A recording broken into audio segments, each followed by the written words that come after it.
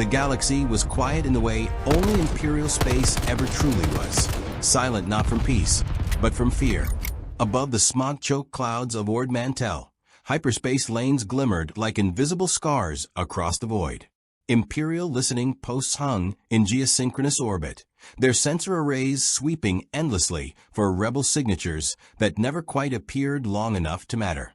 TIE patrols moved in disciplined arcs, engines screaming like predators marking territory. This was the era of the Empire at its height, after Hoth, after defeat, had scattered the rebels into shadows, when hope itself felt like contraband. And then reality tore open. No hyperspace flare announced it. No navicomputer error. No warning chime echoed through Imperial bridges. Space itself buckled, folding inward like corrupted data struggling to render. A wound opened between stars, jagged, unstable, glowing with fractured light that pulsed in violent, staccato rhythms. The void screamed without sound. From that rupture, 3 figures fell. They did not arrive in ships. They were not contained by hulls or shields or life support systems.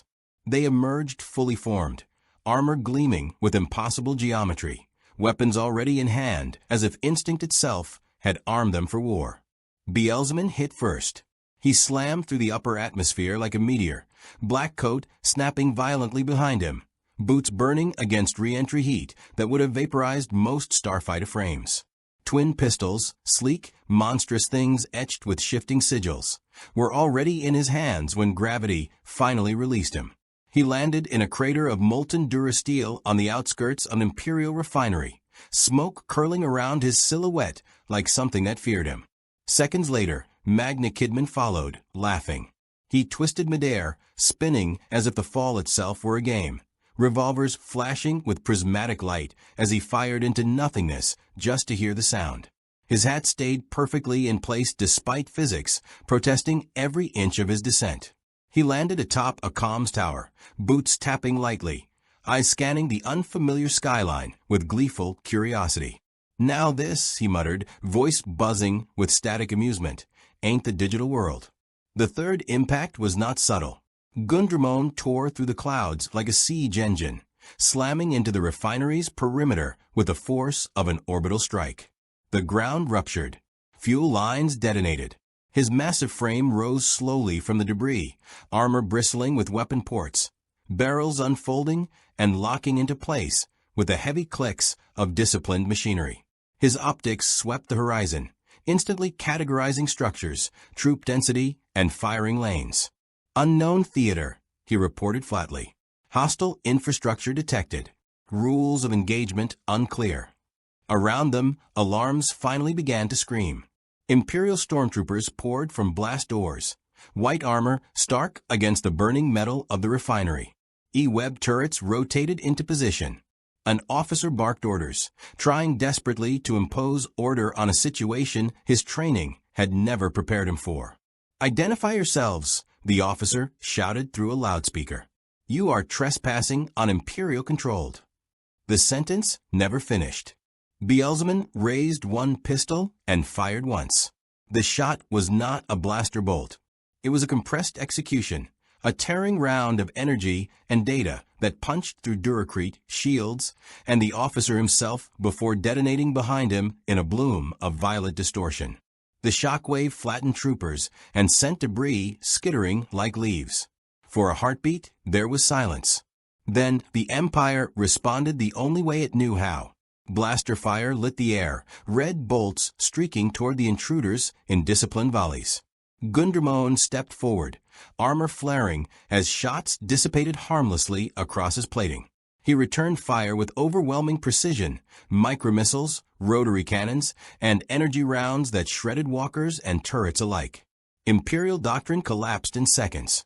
Magna Kidman danced through the chaos, shots ricocheting at impossible angles, disabling weapons, detonating fuel cells, occasionally sparing troopers simply because the look of confusion amused him. "These guys fight like NPCs," he quipped, twirling a revolver as an AT-ST toppled behind him. Beelzebub said nothing.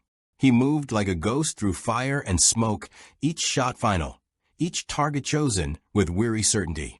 There was no joy in it. No rage. Just efficiency born of too many wars and not enough reasons left to care. High above, an Imperial Star Destroyer adjusted its orbit. On the bridge, sensors screamed warnings they could not properly translate. The anomaly was gone, but its echo lingered, a wrongness that made instruments flicker and officers uneasy.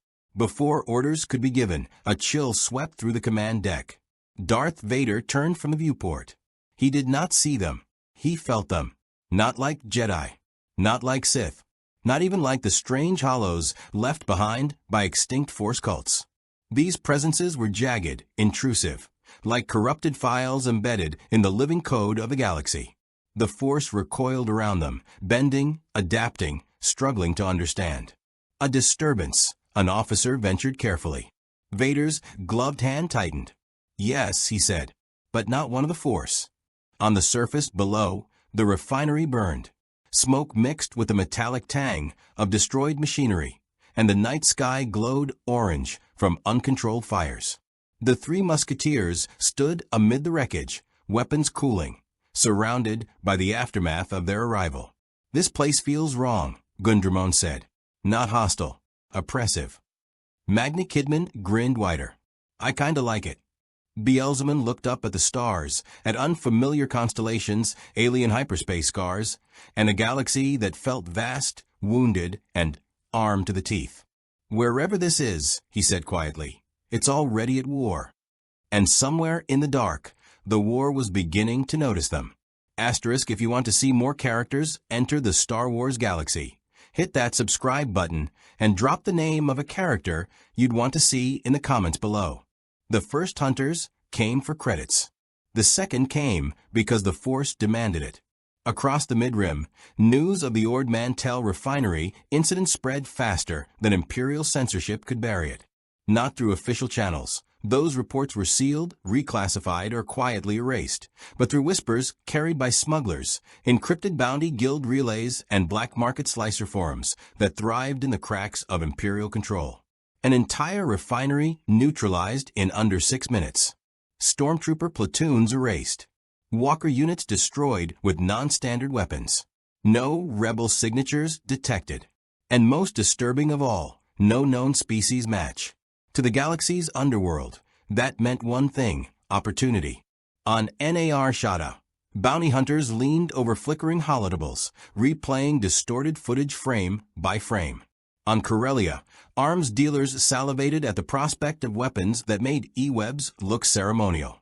Even the Hutt cartels took notice, their information brokers quietly flagging the incident as a potential paradigm shift in galactic violence. 3 entities. Heavily armed, independent, unaligned, priceless. The 3 Musketeers felt it before they understood it.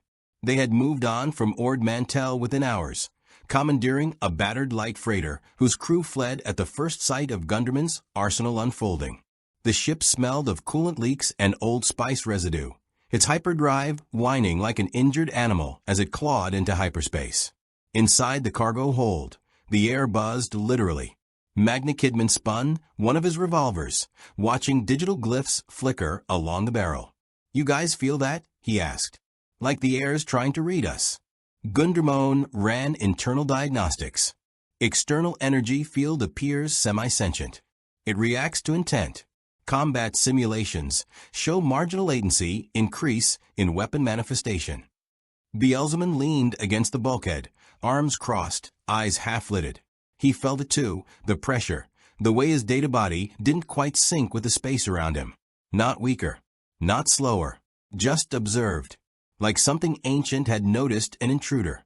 When the freighter dropped out of hyperspace near an unregistered moon, they understood why. The ambush was textbook. 4 ships emerged from behind the moon's shadow, 2 Z-95 headhunters, a modified Gozani cruiser, and a sleek, needle-like craft broadcasting bounty hunters' guild codes. Ion cannons charged. Tractor beams flared to life. A grizzled Trandoshan appeared on the view screen, scarred snout curling into a grin. "Unknowns," he hissed. "By authority of the guild, you're coming with us. Alive is preferred." Magna Kidman tipped his hat. "I was hoping you'd say that." The freighter's hull screamed as the tractor beam latched on, but then snapped, reality buckling as Digimon's rerouted power and fired. Space lit up with cascading explosions as the Z-95s were reduced to expanding debris clouds. Digimon's moved through the ship like a shadow, stepping out onto the hull as if vacuum were an inconvenience rather than a threat. His pistols roared, shots curving unnaturally, showing brief distortions, as if something invisible tried and failed to deflect them. The Gozanti died burning. The bounty hunter ship fled, engines screaming, its captain broadcasting panic-stricken warnings across every channel he could access. "Not Force users," he shouted. "Not droids. Not anything I've ever seen." The transmission cut as Magna Kidman fired one last shot for fun. Silence returned. But the galaxy did not forget. On the Executor, Darth Vader stood alone in his meditation chamber, the hum of the ship's engines resonating through the walls like a distant heartbeat. He reached outward, through the Force, tracing the echoes left behind by the disturbance. What he found unsettled him. The presence was not luminous like the Jedi, not corrosive like the dark side. It was external, a foreign structure pressed into the Force's flow, forcing it to bend rather than obey. The galaxy did not recognize these beings, and so the Force could not predict them. For the first time in years, Vader felt uncertainty. "Lord Vader," an officer's voice echoed through the chamber. "We have reports. Bounty hunters engaged the anomaly. They did not survive." Vader opened his eyes. "Good," he said. "Send probes. Dispatch an Inquisitor wing. And alert the Emperor." He paused, hand tightening slightly. "I will deal with them personally." Back aboard the stolen freighter, the three Musketeers regrouped. The stars outside felt colder now, more attentive. "Empire," Digimon's said. "Totalitarian. Militarized. High civilian suppression index." Magna Kidman laughed softly. "So the usual." Digimon's said nothing, but his gaze lingered on the hyperspace lanes ahead, where something vast and patient waited. They were being hunted. And worse, they were being studied. Imperial doctrine assumed superiority. That assumption died over Kessel. The Maw's distorted gravity wells twisted hyperspace into a nightmare of misaligned vectors and screaming navicomputers. Imperial patrols avoided the region unless ordered otherwise. But today, orders were absolute. A Star Destroyer and two escort frigates emerged from hyperspace with surgical precision, forming a containment net around a battered freighter that had no business navigating the Maw alive. Tractor beams flared. This time, they held. Inside the freighter, warning klaxons wailed as systems strained against forces they were never designed to counter. Digimon's armor hummed, internal weapons shifting as he calculated probabilities. "Imperial capital ship," he reported. "Escort formation optimized for capture, not destruction." Magna Kidman leaned against a crate, grinning. "Ah, they want us alive. That's sweet." Digimon's stared at the viewport, watching the Star Destroyer eclipse the stars. He felt it again, the pressure. Stronger now. The Force wasn't just observing anymore. It was reacting, like an immune system identifying a threat. "Boarding parties inbound," Digimon's continued. "Estimated arrival, 40 seconds. "Let 'em," Digimon's said, pushing off the wall. The docking clamps bit into the freighter's hull with a metallic shriek. Airlocks cycled. Stormtroopers poured in, white armor pristine, movements precise, blasters raised in perfect formation. An officer barked orders, confidence unwavering. "Drop your weapons," and the corridor exploded. Digimon's advanced first, a walking apocalypse. Blaster bolts shattered harmlessly against his armor as he returned fire in disciplined bursts, each shot calculated to disable choke points and collapse structural supports. The freighter groaned, bulkheads warping under the strain. Magna Kidman slipped through the chaos like a trick of light, shots ricocheting, stunning some troopers, disarming others, laughing all the while. "You guys ever try aiming?" he taunted, spinning midair as a thermal detonator sailed past him, then exploded harmlessly behind a hastily raised energy barrier. Digimon's was the quiet center of it all. He moved with lethal purpose, every shot final. Stormtroopers fell before they understood they were under attack, their formations collapsing as fear replaced training. Yet with each pull of a trigger, Beelzebub felt resistance, not from armor or shields, but from the space between moments.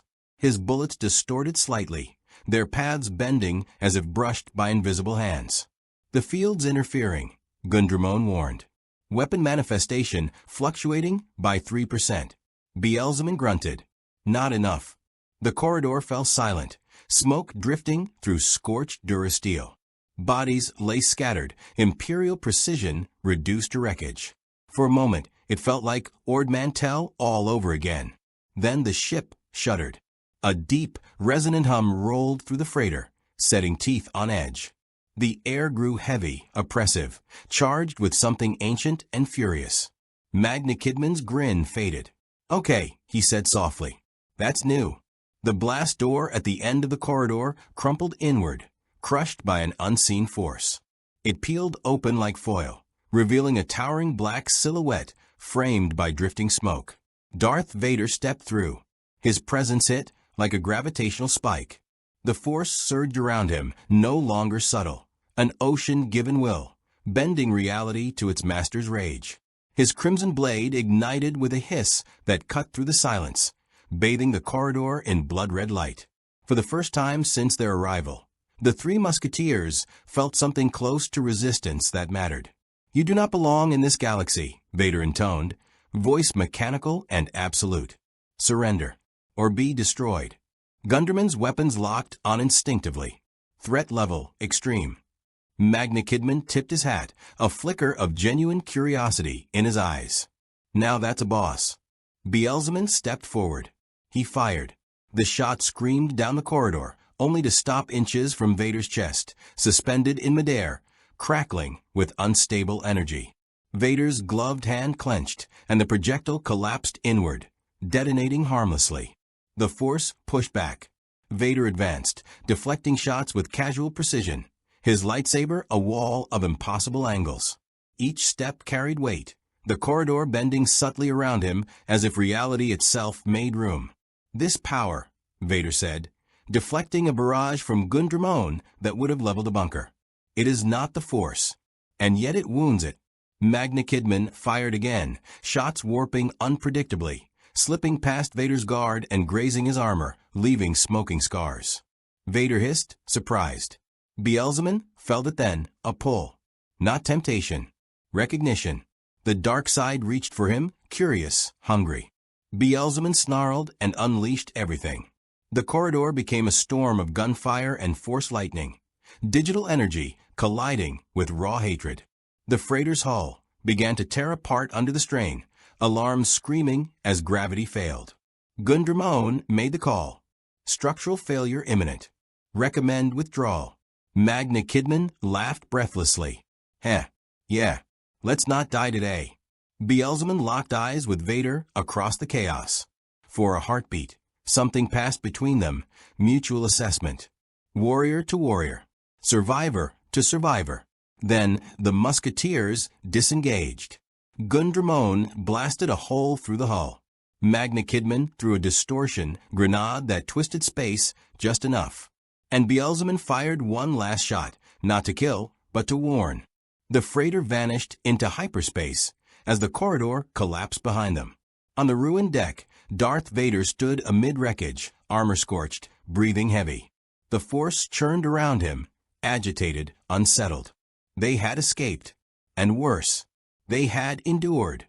Vader turned toward the stars, something dangerous kindling in his chest. "Find them," he ordered quietly. Because now, this was no longer about containment. It was about conquest or survival. The Rebel Alliance did not welcome outsiders lightly. On the icy plains of Hoth, Leia Organa watched the freighter disappear into hyperspace through a tactical viewport. Sensors registered the anomaly as a single massive energy signature, ***, three beings untraceable, incomprehensible, and terrifyingly effective ***. Han Solo squinted at the readouts, boots tapping impatiently. "Whatever those things are," he muttered, "they just wiped out an Imperial garrison in record time." You telling me we're supposed to invite them in? Mon Mothma's voice echoed through the communication link. We do not have the luxury of ignoring such forces. If they are as powerful as reports suggest they could, she paused, eyes dark with worry, alter the balance entirely. On the ground, Beelzebub, Magnakidman, and Gundramon were already assessing the planet. They did not land formally.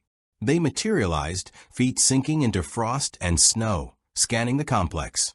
Rebel forces were scattered but operational, blasters ready, at ATS on patrol. A handful of scouts noticed them first. "Identify yourselves," shouted a young officer, breath frosting in the cold air. "Are you?" Beelzebub's response was deliberate. 1 foot forward, guns raised, firing not to kill, but to disable weapon systems and leave no one injured. Blaster turrets fizzled, doors jammed, and scanners overloaded. Rebels froze. Their understanding of warfare had failed in seconds. Magnakidman strolled forward, revolvers spinning in hand. "Relax. We're not here to join your little ice party," he said, eyes glinting with mischief. "Unless you want us to be." Gundramon, silent as always, scanned the perimeter. His tactical analysis was brutal in efficiency. Imperial reinforcements en route, potential civilian casualties high, risk of structural collapse if engagement escalated. "We are not here to fight but to survive," he said. "Any attempt to oppose us are objectively futile." The rebels, cautious and desperate, quickly realized they were dealing with entities operating on a scale far beyond any Jedi or droid intervention. Han Solo whispered to Leia, "These things, they're weapons. And they don't care about our politics." Beelzebub approached the rebel command post. His digital eyes scanned faces, gauging fear, curiosity, and intent. "I am not your ally," he said flatly. "I do not fight for causes I do not understand. But I recognize threats, and your empire is one." Mon Mothma exhaled slowly. "Then, perhaps we can cooperate. Temporarily." Magnakidman chuckled, spinning a revolver in the air. "Temporary is my favorite word. Let's see how long that lasts." Meanwhile, Gunderman's analytical sensors flagged multiple stealth vessels approaching from fringes, Imperial probes, attempting to observe, measure, and report on these new anomalies. "They are tracking us," he said. "We cannot remain undetected. Strategic mobility recommended." The rebels realized then that these beings were not merely powerful. They were autonomous, unpredictable, and unconcerned with allegiance. Their presence could turn the tide against the Empire, but at a cost. If mishandled, their abilities could just as easily devastate the base as protect it. Beelzebub, catching movement near the command post, raised a pistol.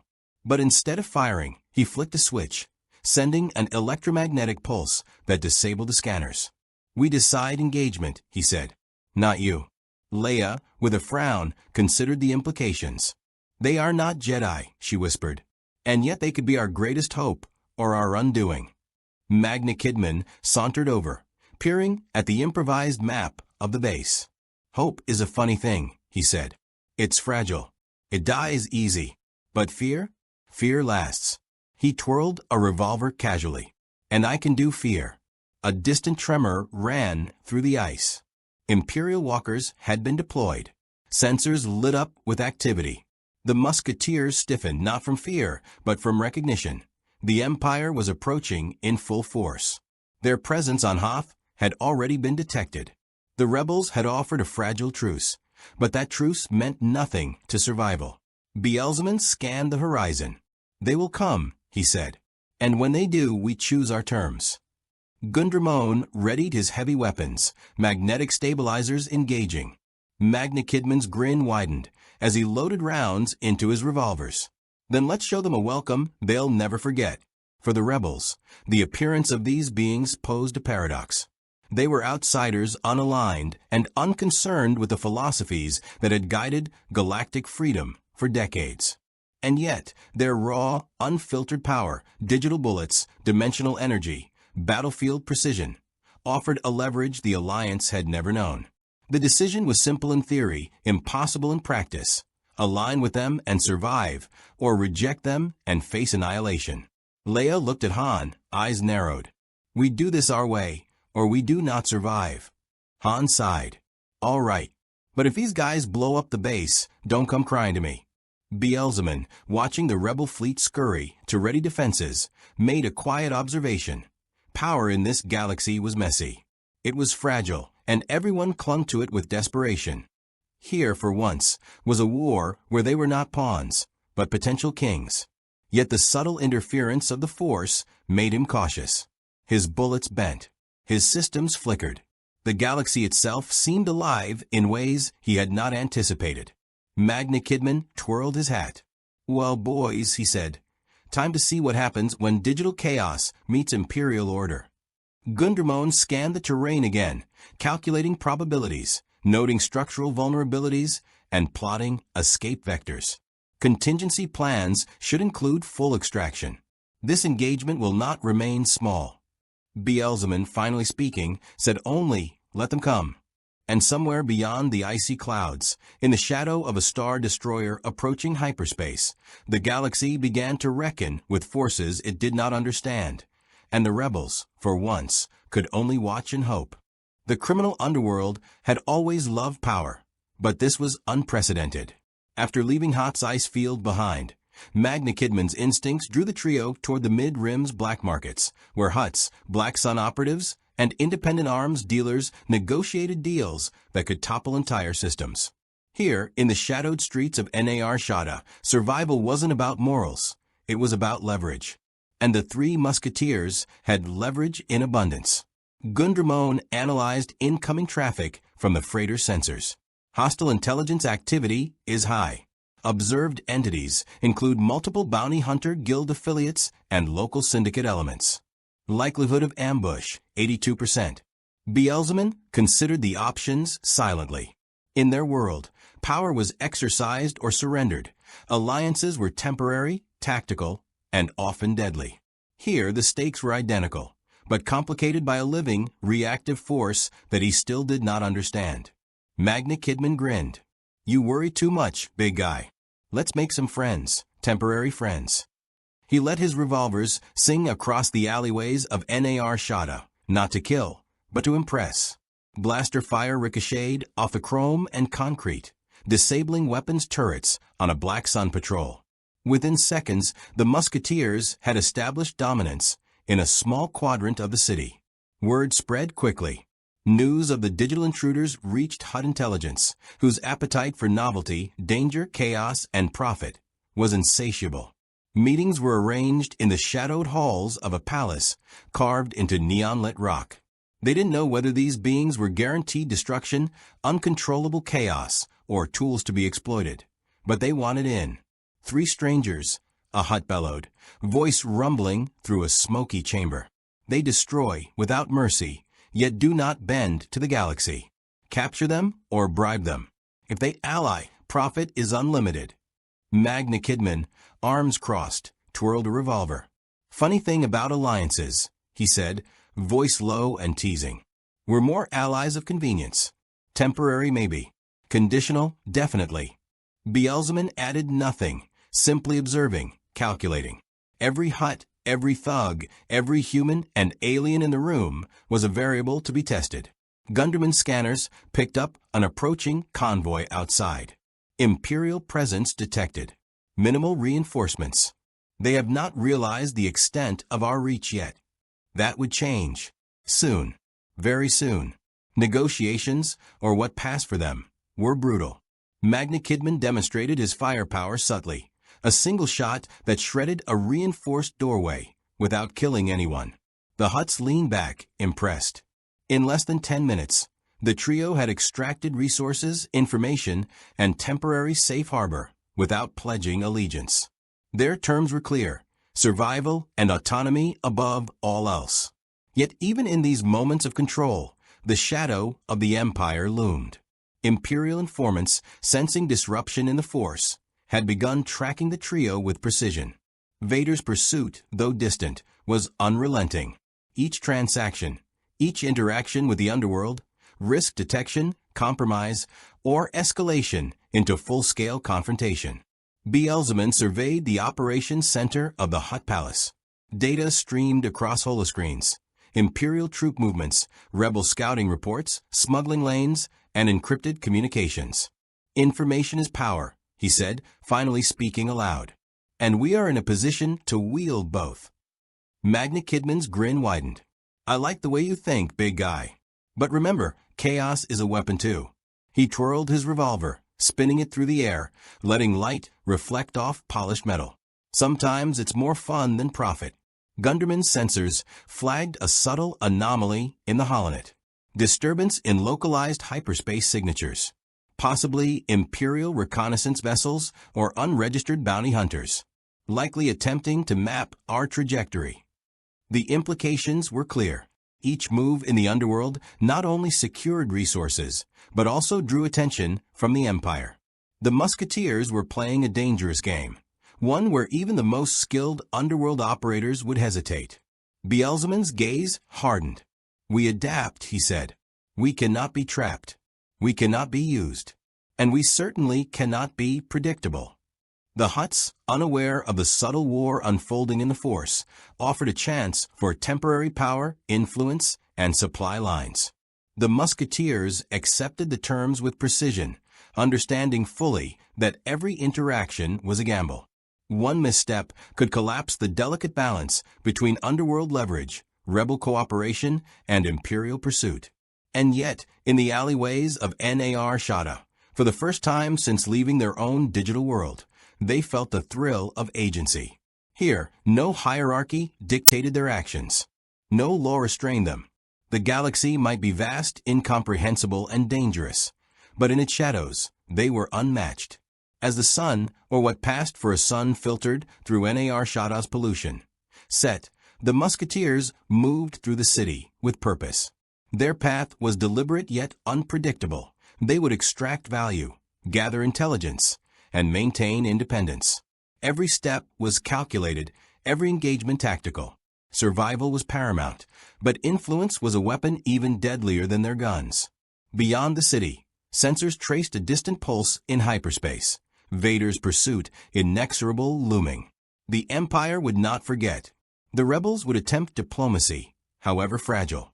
The Hutts would watch greedily, calculating their potential gain. And the galaxy itself, alive with the Force, would continue to react to this anomaly. 3 digital intruders whose presence disrupted everything it knew about power, order, and inevitability. Digimon'S, standing atop a graded walkway, revolvers at his side, observed the city's chaos below. Magna Kidman leaned against a neon sign, revolvers spinning, eyes gleaming with delight. Digimon'S scanned the perimeter, data flowing like a silent river of probabilities. In that moment, they were untouchable, untethered, and entirely in control. But the subtle interference of the Force, the Empire's relentless pursuit, and the moral weight of choice ensured that the calm would not last. The underworld had welcomed them, for now. But beyond the city, the galaxy was taking notes, preparing to respond in ways the Musketeers could not yet predict. Time revealed truths that power alone could not mask. Digimon'S, scanning the vast networks of Imperial and Hutt communications, had always been the strategist, the calm voice in a storm of chaos. Yet even he could not ignore the growing moral weight that began to press against their actions.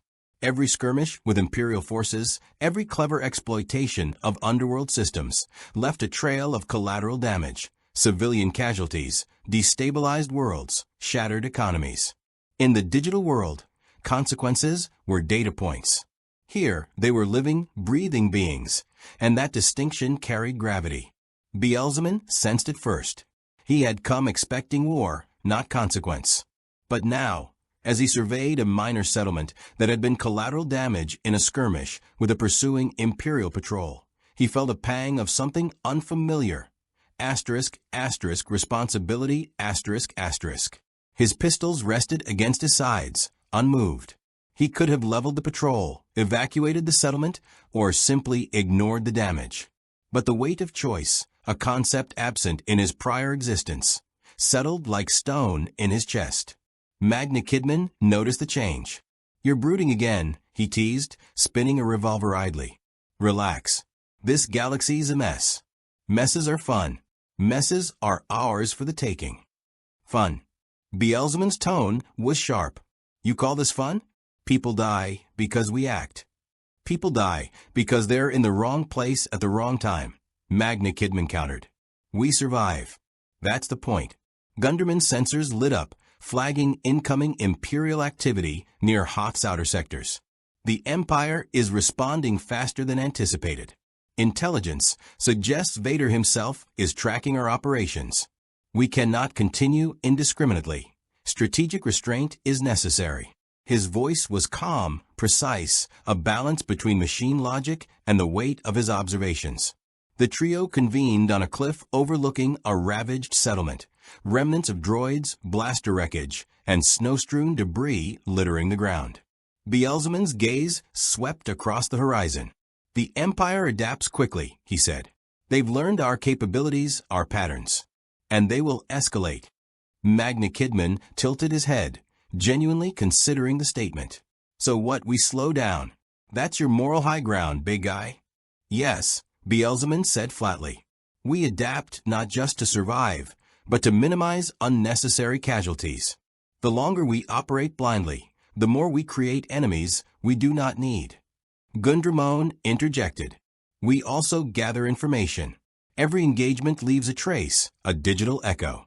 If we understand the Empire's methods, we can predict their responses and avoid direct confrontation until necessary. The Musketeers' discussion highlighted the core challenge of existence in this galaxy. Survival depended not only on raw firepower, but also on comprehension, understanding the Force, understanding politics, understanding consequence. It was a calculus entirely alien to beings forged in the binary absolutes of the digital world. Meanwhile, in the corridors of the Imperial Star Destroyer Executor, Vader's meditations grew darker. Sensors reported activity, Hoth sector disturbances, anomalous energy signatures, and a pattern that did not conform to known Force users or technology. Each engagement, each destruction caused by the Musketeers, rippled outward in ways Vader could not fully control. They operate without fear, without hesitation, he observed to an aide. And yet, restraint is visible in their movements. They are not mindless. They are calculating, intelligent, and adaptive. Find them, study them, and prepare me for the inevitable confrontation. Back in Nar Shaddaa, the Musketeers moved among the shadows of the underworld once more. Beelzemon oversaw the distribution of resources, repair supplies, new ammunition, and intelligence on Imperial patrol routes. Gundramon managed logistics and tactical simulations, mapping extraction routes and contingency plans. Magna Kidman, ever the unpredictable element, moved between allies and enemies, negotiating temporary alliances with the Hutts and other syndicates, occasionally testing loyalty with harmless, but shocking, displays of power. The moral complexity weighed most heavily on Beelzemon. He watched civilians displaced by Imperial actions, rebel skirmishes that inadvertently harmed locals, and underworld conflicts that spiraled beyond control. The power to destroy had always been easy. The power to choose restraint, to act ethically, was far more demanding. And in this galaxy, no choice existed without consequence. Gundramon approached Beelzemon during a rare quiet moment. We can neutralize the Empire faster if we abandon caution, he said. We are capable of overwhelming force. But the cost is unacceptable if our objective is survival, not mindless conquest. Beelzemon nodded slowly. Then we fight smarter, not harder. Control, restraint, precision. We make allies where we can, avoid unnecessary destruction, and face only what is essential. The galaxy does not forgive recklessness. Magna Kidman sighed, leaning against a railing overlooking the neon-lit cityscape. I suppose even chaos needs rules, he muttered, almost to himself.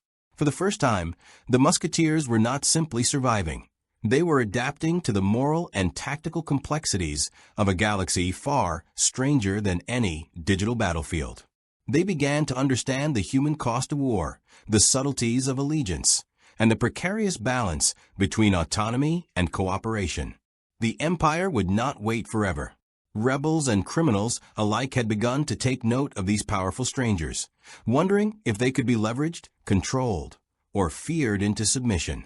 And through it all, the Musketeers had begun to learn a truth they could not have predicted.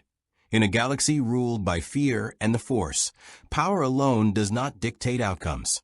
Choice does.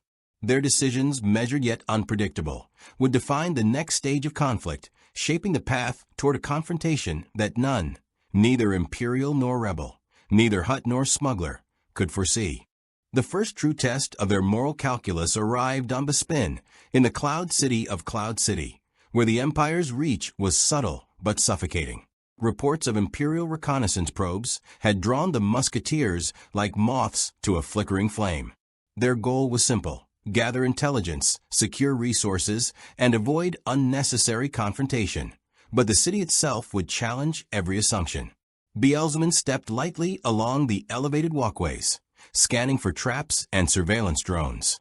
His sensors had adapted to the ambient force fluctuations, giving him glimpses of both machinery and intent. It was not perfect, but it allowed him to move with a precision that even local authorities would find uncanny. He paused, noting the presence of Vader's influence lingering like a shadow in the air, a subtle pressure that demanded recognition. Magna Kidman, meanwhile, was already playing his part. He moved through the marketplace, charming local merchants and black market brokers, while casually disabling tracking devices. Every action was a game, every glance a potential negotiation.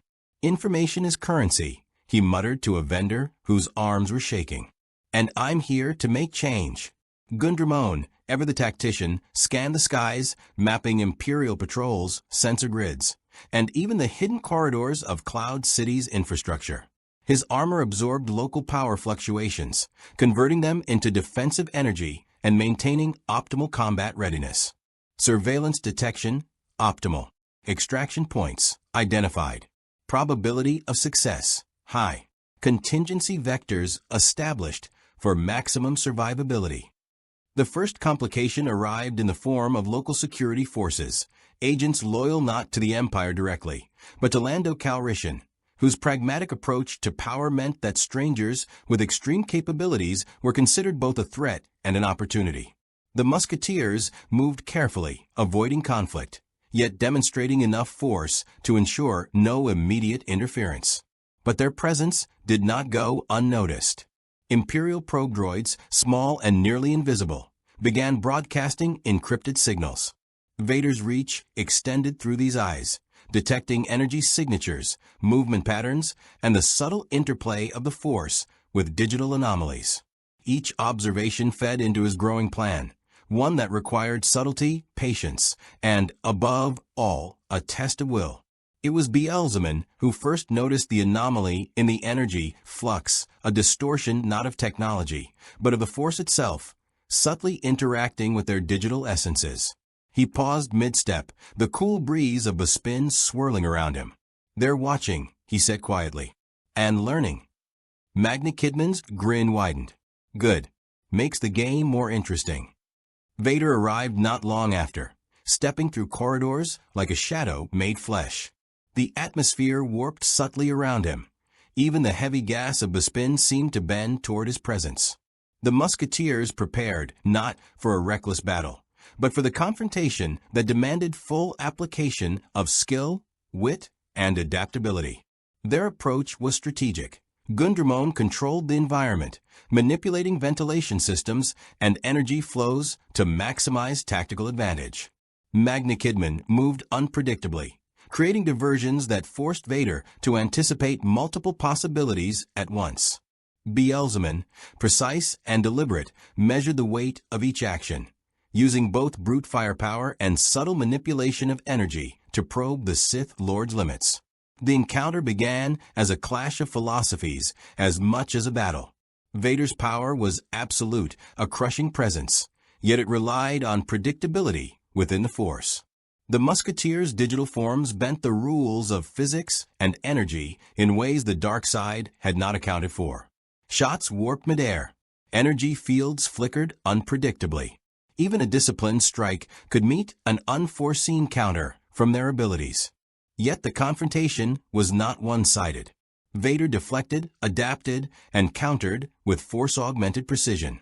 He moved through corridors with uncanny awareness, striking at timing and angles that would overwhelm conventional opponents. The Musketeers had power, but Vader brought the weight of the Force itself, bending the environment, predicting intent, and probing for hesitation. Beelzebub recognized the moral complexity instantly. They could annihilate the Sith Lord with raw firepower, but doing so would alert the Empire, draw the galaxy into chaos, and compromise their own autonomy. Strategic restraint became as crucial as offensive capability. Magna Kidman adapted on instinct, exploiting distractions to gather information, noting patterns in Vader's movement, and anticipating the broader tactical landscape. Gundramon reinforced their positioning, controlling corridors, redirecting energy flows, and preparing contingency extractions. The fight became a dance of agency, not just power, but choice. Every step, shot, and calculation carried weight. Every missed opportunity could have irreversible consequences. It was a stark departure from the digital battles they had known. Here, ethics, collateral damage, and consequence shaped victory just as much as skill. As the clash reached its peak, Vader paused briefly, analyzing the Musketeers' tactics, recognizing not a mindless threat, but a challenge that exceeded conventional understanding. He did not strike to kill immediately. He tested, pushed, prodded, a dark experiment in strategy and restraint. The Musketeers, recognizing the stakes, responded in kind.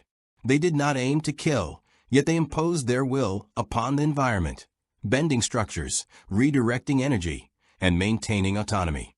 Their presence was simultaneously a warning and a puzzle, a riddle Vader could not yet solve. When the skirmish ended, no one had fallen. The Musketeers withdrew not defeated, but cautious, leaving behind a city in quiet chaos, and a Sith Lord with a new respect for these anomalous invaders. Gundramon spoke first once they were safely away. Observation. Imperial adaptability is increasing. Vader is assessing our capabilities in real time. Engagement with him directly is high risk. Beelzebub's reply was quiet but resolute. Then we must be smarter. The galaxy will react. Let it. But we will dictate the terms of our survival. Magna Kidman's grin returned, sharper than ever. I like it when the game gets serious. Above them, the skies of Bespin remained calm, but the storm of consequences had only just begun. The Empire, the rebels, and the underworld now understood one fact clearly. The Musketeers were no mere anomaly. They were a force that could not be predicted, controlled, or ignored. The galaxy's reaction was accelerating, and nowhere more dramatically than on Ord Mantell, the site of the Musketeers' first demonstration of power. Reports of unexplained devastation, combined with sightings of 3 mysterious digital entities, had reached the Imperial High Command. By now, Vader had dispatched a fleet of elite inquisitors, bounty hunters, and specialized assault squads. Their mission was simple: capture or eliminate the anomaly. But the Musketeers had adapted. Gundramon had spent days analyzing hyperspace patterns, Imperial fleet movements, and patrol behavior. Using the freighter's adaptive engines, they could enter and exit hyperspace undetected, bypassing blockades and surveillance grids. But the Empire was relentless. Each encounter refined their opponent's strategy. Every engagement made the next more dangerous. Beelzebub stood on the observation deck of the freighter as it approached the industrial zones of Ord Mantell. He reviewed Gundramon's calculations. The Inquisitors will converge in 3 standard intervals. Their tactics have evolved. They will attempt ambush in clusters, using force amplification to predict probable escape vectors. Magna Kidman spun his revolvers lazily. Sounds like a party. Should I bring the confetti? Focus, Beelzebub said. Every move must be deliberate. This is no longer survival alone, it's escalation. One miscalculation could provoke Vader personally. The Musketeers landed near the refinery district, the site of their previous confrontation with Imperial forces. Smoke still rose from damaged facilities, abandoned and scarred from previous engagements. Civilians had long evacuated, leaving the area a neutral ground. perfect for testing their limits without immediate collateral damage. Their presence was detected immediately. A squadron of Inquisitors, cloaked and menacing, descended from a fleet overhead, their lightsabers glowing crimson, their movements calculated. Even at a distance, the force radiated like a palpable pressure against the Musketeers' digital forms. The first wave struck. Digimon's deployed energy fields, bending local power grids into defensive barriers, while Digimon's dual pistols fired bursts of controlled disruption, each shot destabilizing the Inquisitors' predictive calculations. Magna Kidman darted through shadows and structures, firing and retreating in unpredictable patterns, forcing the enemy to adapt continuously. Yet the Inquisitors were not ordinary adversaries. They moved with force-enhanced precision, exploiting openings in terrain and energy flows. They anticipated Digimon's fields, deflected Digimon's shots, and countered Magna Kidman's diversions. Even the Musketeers' remarkable adaptability was tested to its absolute limit. And then Vader arrived. His silhouette cut through the smoke and flames, a towering figure radiating cold authority. The Force warped around him.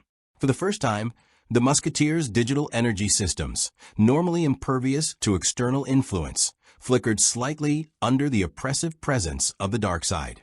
Their weapons remained functional, but required increased concentration to maintain stability. Digimon's eyes narrowed. This is no longer a test. It is a confrontation. Digimon adjusted power allocations. Efficiency drop, 5% under force interference. Tactical recalibration recommended.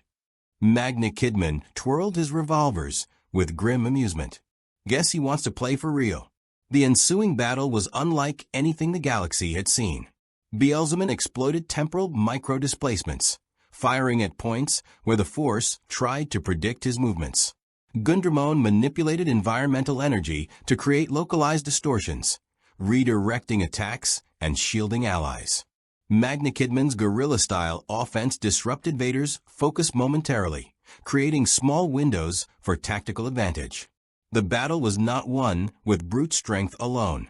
Each musketeer acted in concert, combining strategy, agility, and raw firepower with precise understanding of each other's capabilities. For every strike Vader delivered, a countermeasure had already been deployed. For every Inquisitor maneuver, a contingency was ready. This was adaptation perfected, a fusion of instinct, calculation, and improvisation. Yet even as the musketeers pressed, the dark side pressed back. Vader's strikes bent the environment, manipulated gravity, and twisted space in subtle ways that challenged even Digimon's predictive algorithms. The trio realized something fundamental. The Force was not merely a power. It was a living framework, capable of learning, resisting, and countering. The battle escalated across the refinery, energy discharges and digital distortions illuminating the night. Each musketeer was tested to 75% of full capacity, limited not by weakness, but by the Force's interference with their alien abilities. Digimon's shots bent unpredictably, Digimon's energy fields fluctuated, and Magna Kidman's agility faced subtle temporal delays. Finally, after a relentless sequence of engagement, the musketeers executed a coordinated retreat. Digimon triggered a localized hyperjump, warping the freighter and themselves out of immediate danger. Imperial forces, momentarily disoriented, could only watch as the anomaly vanished. The battle left an unmistakable impression. 1. The Empire's methods could be countered, but not defeated outright. 2. The Musketeers' autonomy was their greatest strength, and their greatest vulnerability. 3. The galaxy had witnessed a new kind of power, one that combined digital precision with conscious morality, capable of influencing both rebels and Imperials. Digimon surveyed the stars as they jumped to safety. Vader will adapt, he said. And so must we.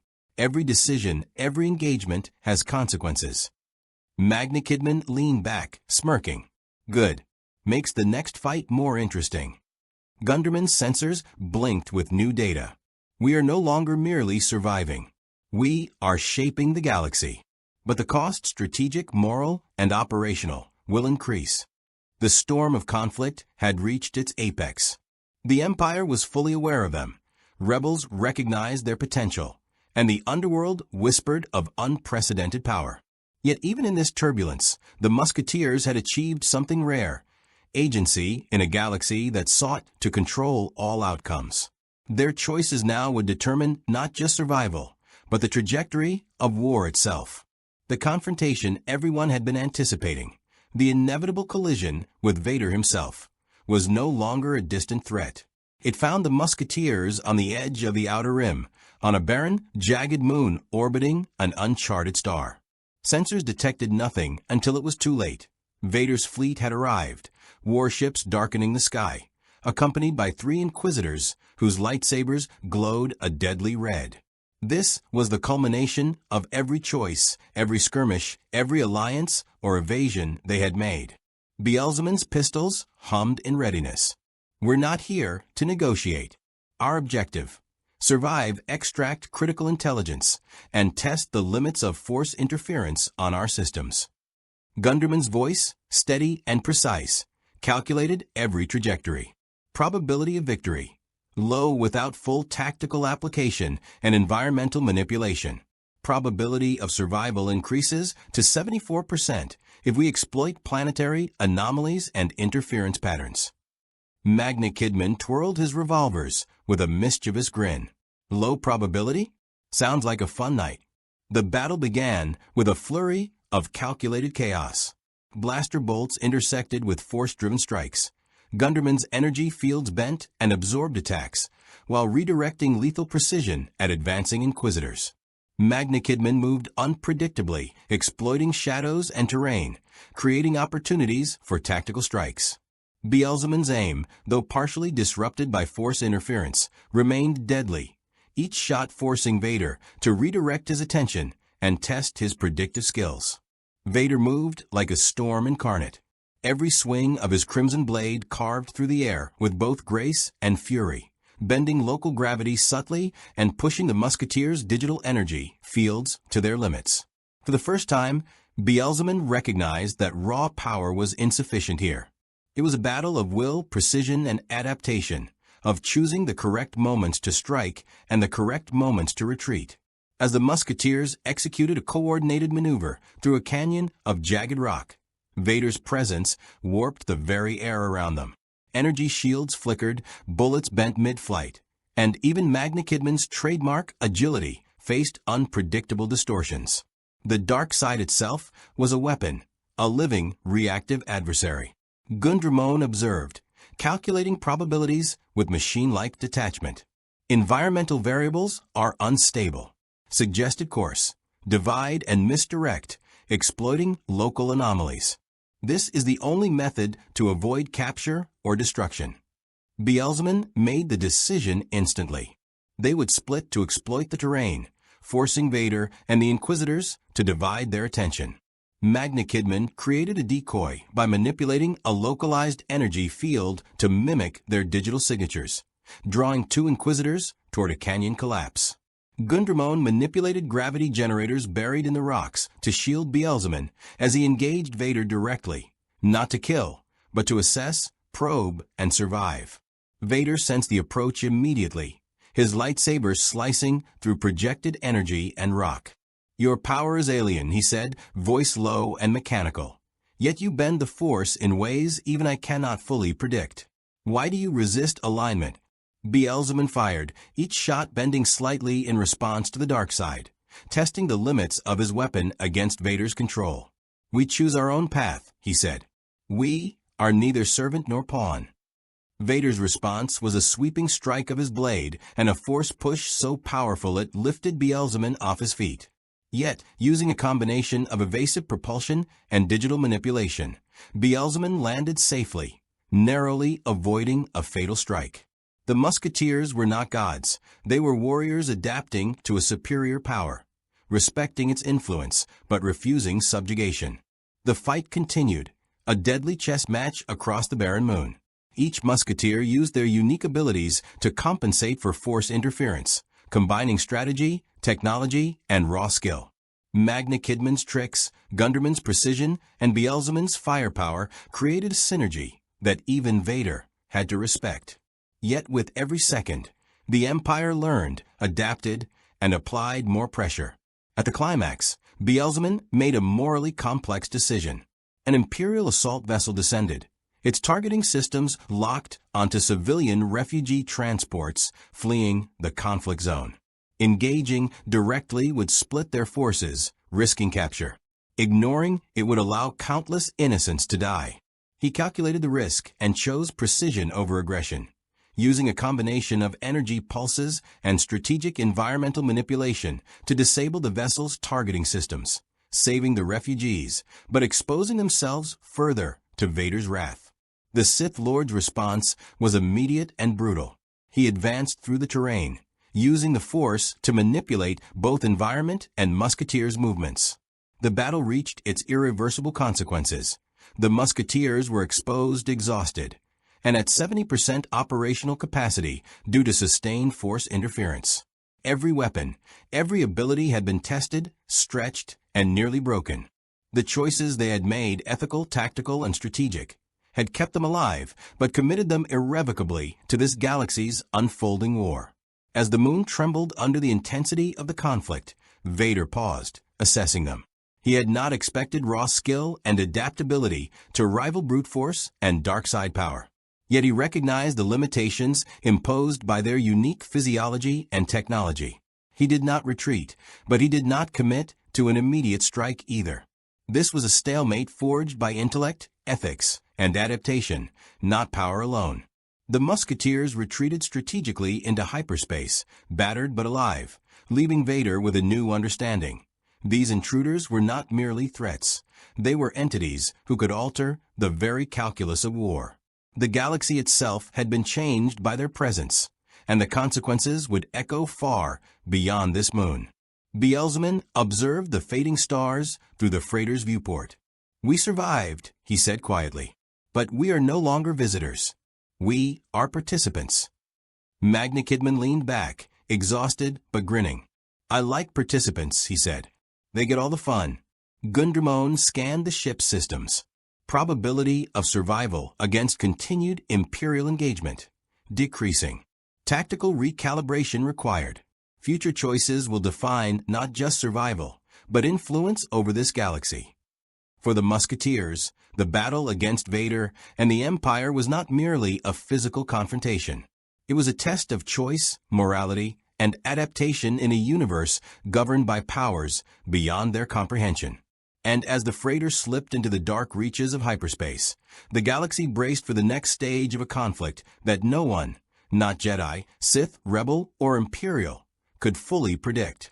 The Musketeers emerged from hyperspace near the Outer Rim territories, battered, calculating, and profoundly changed.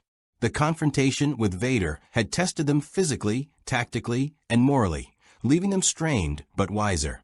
For the first time, they understood the scale of this galaxy, not just its armies, its technology, or its politics, but the ethical weight of decisions that echoed across systems. Beelzebub stood at the freighter's command deck, eyes scanning the void. Stars and nebulae streaked past as hyperspace currents carried them toward the fringes of the known galaxy. "We've learned the galaxy has rules we didn't anticipate," he said. "The Force interacts with us in ways we cannot override, not fully. Our power is formidable, but not absolute here." Magna Kidman leaned against the console, fingers spinning a revolver absent-mindedly. "Yeah, but we're still alive. And more than that, we've changed a lot of things already. Imperial patrols, rebel movements, Hutts, they'll all be talking about us for decades." Digimon'S, ever the analyst, spoke next. "We are at 70% operational capacity due to Force interference, sustained combat, and environmental adaptation. Repairs and recalibration are necessary before any further engagement. Strategy must now include ethical calculations, collateral risk assessments, and adaptive contingency planning."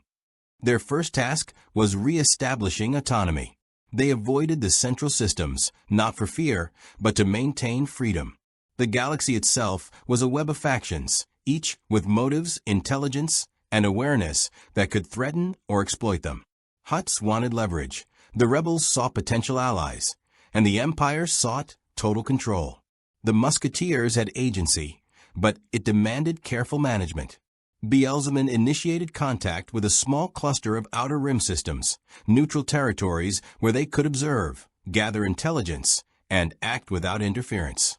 They assisted local colonies, sometimes in ways that blurred morality, disabling oppressive imperial outposts without committing to long-term allegiance, dismantling underworld syndicate operations while refusing permanent control, and occasionally supplying intelligence to rebels on strategic needs, always selectively, always on their terms.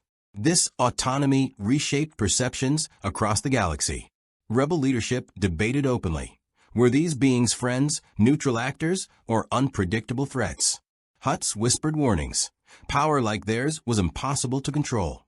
Imperial analysts were forced to reconsider doctrine, the Force, and technology when faced with entities impervious to many conventional strategies. In quieter moments, the Musketeers reflected on the moral dimensions of their actions. Beelzebub grappled with the cost of their interventions, noting the balance between tactical advantage and collateral impact. Magna Kidman reveled in unpredictability, yet he recognized the subtle restraint necessary to maintain survival. Gundramon processed ethical data alongside tactical analytics, creating simulations that anticipated the consequences of every possible engagement. Their encounters, victories, and strategic retreats had consequences far beyond immediate survival. Entire Imperial squadrons had been diverted. Rebel campaigns had shifted in tempo and location, and underworld allegiances had been disrupted. They were not conquerors nor saviors. They were forces of calculated disruption, agents of unpredictability in a galaxy bound by centuries of order, fear, and tradition. Yet the looming shadow of Vader persisted. His pursuit would not relent, though it had evolved. He recognized the Musketeers as a unique threat, unpredictable, intelligent, and autonomous. Their survival, skill, and adaptability meant that every engagement in the future would be more cautious, more strategic, and more deadly. The game was far from over. The Musketeers themselves had changed. They had adapted to the Force, learned the consequences of ethical choice, and balanced autonomy against external pressures. They were no longer mere interlopers. They were participants, influencers, and, in some ways, legends in a galaxy not their own.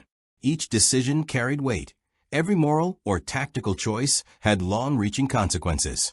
As their freighter slipped silently into the outer rim, Beelzebub surveyed the stars. We are no longer simply surviving. We are shaping the galaxy. Not as heroes, not as conquerors, but as forces that cannot be ignored. Magna Kidman's grin returned. And we get to have fun doing it.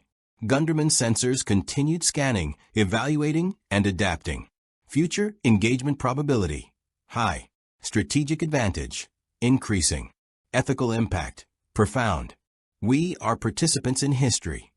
For the first time since arriving, the Musketeers understood the full scope of their journey. They had entered a galaxy governed by the Force, conflict, and politics, survived encounters with Vader himself, manipulated underworld and rebel factions, and emerged autonomous, powerful, and morally aware. The Empire, the rebels, and the Hutts all had learned the truth. The Musketeers were neither bound by allegiance nor predictable by logic.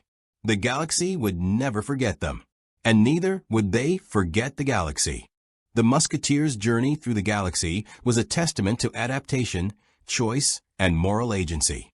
From the icy plains of Hoth to the neon-lit shadows of Nar Shaddaa, and finally to the high-stakes confrontation with Vader on the barren Outer Rim moon, they had survived not simply through power, but through strategy, ethical restraint, and unity.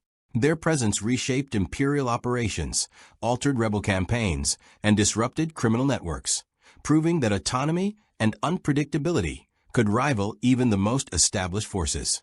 In this galaxy governed by the Force, by politics, and by fear, the Three Musketeers became agents of change, neither conquerors nor pawns, but participants in a war they had entered by accident and mastered through ingenuity. Their journey highlighted the delicate balance of morality, survival, and influence, showing that true power often lay not in the ability to destroy, but in the wisdom to act decisively, ethically, and unpredictably. The galaxy, for now, was aware of forces it could not control, and legends were born.